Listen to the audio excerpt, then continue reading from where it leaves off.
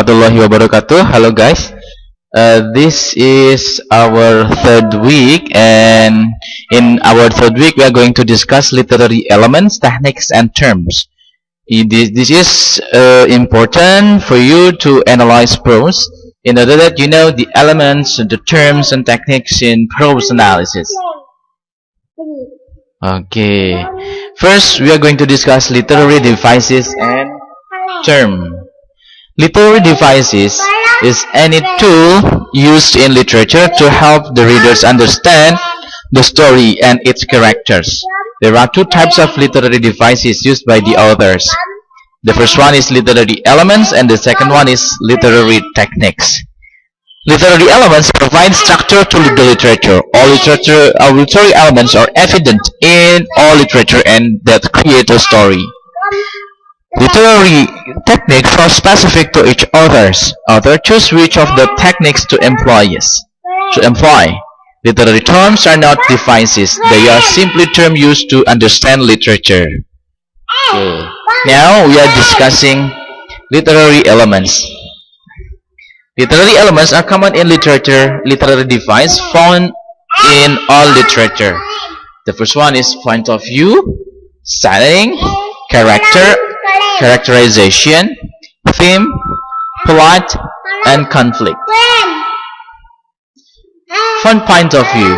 Point of view is the vantage point from which a story is told. It is divided into some kind of point of view. The first one is first person. The narrator is a character, often the main character of the story. This character reveals person's thoughts and feelings, but is unable to tell the feelings of others unless he or she is told by another character. The first person narrator refers to him or herself as I. Third person objective. The narrator is an outsider, not a character in the story. The third person objective reports what is happening, seen and heard, but cannot tell the reader what characters are thinking. The third person limited. The narrator is an outsider, not a character. The third person limited report what is happening as well as the thought of one specific character. And then omniscience. This is the all-knowing narrator. The omniscient point of view sees everything and hears everything is able to see into the minds of multiple characters. And then expositions and setting. Exposition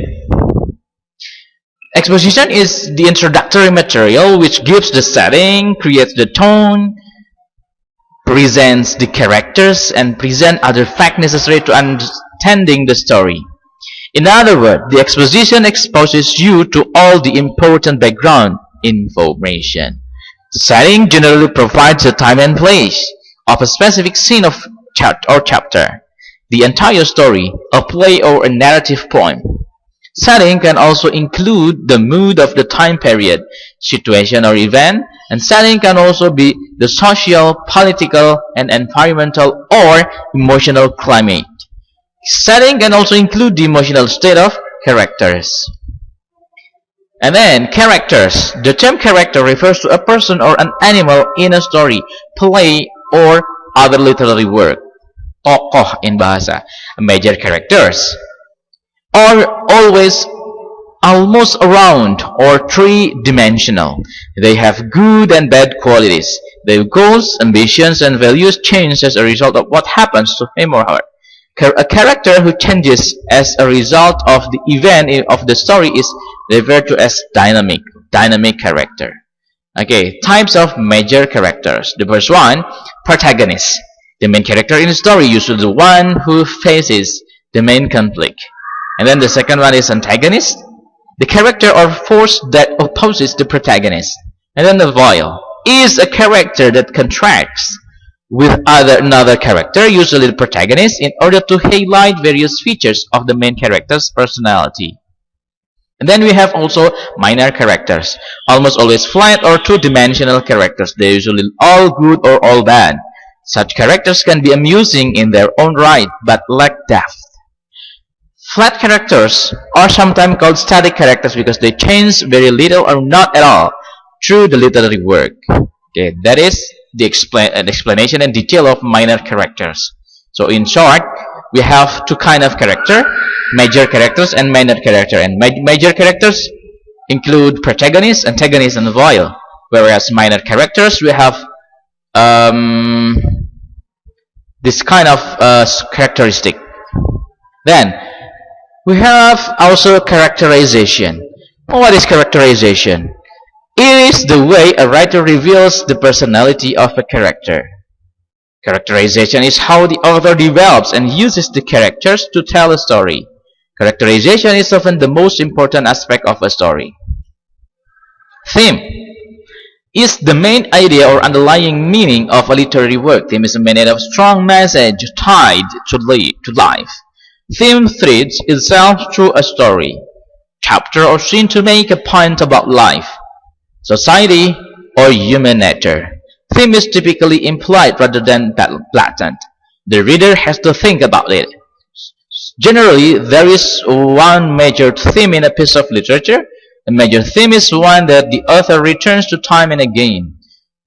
And usually, if you analyze the literary work, it means you are going to reveal what is the theme in detail.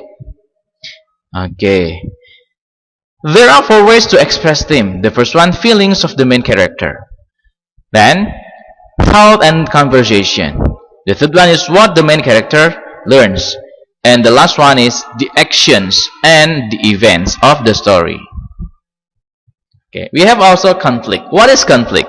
It is a struggle between the opposing characters or opposing forces. Conflict is essential to the plot of a work of fiction. There are 4 general types of conflict in literature. The first one is man versus man versus nature, man versus society, and man versus self. Okay, the first one is the conflict one person against another person. The second one is the conflict between a person encounters with the forces of nature and shows how insignificant one person can be when compared to the cosmic scheme of things. And then man versus society is the conflict of a person or people and the views of society. Prejudice, racism is a good example of this kind of conflict. And then man versus self is usually a psychological conflict. Plot. What is plot? All fiction, prose, is based on conflict, and this conflict is presented in a structured format called plot. Plot is the sequence of events that happen in a story. Plot has 5 basic points: exposition, rising action, climax, falling action, and resolution. And usually, in short, we have also exposition, climax, and resolution. Exposition is the beginning of the story. It exposes everything of the story. And then rising action is when something starts to happen. Climax is the high point of the action. And then after climax we have falling action, which means the action following the climax, a cooling down scene. And then the last one is resolution, is the conclusion of the action when everything comes together. Here is the map of plot: exposition, rising action, climax, falling action, and resolution. Okay, then we have also literary techniques. Okay, but for literary techniques, I would make you other video. So this is the end of our video today.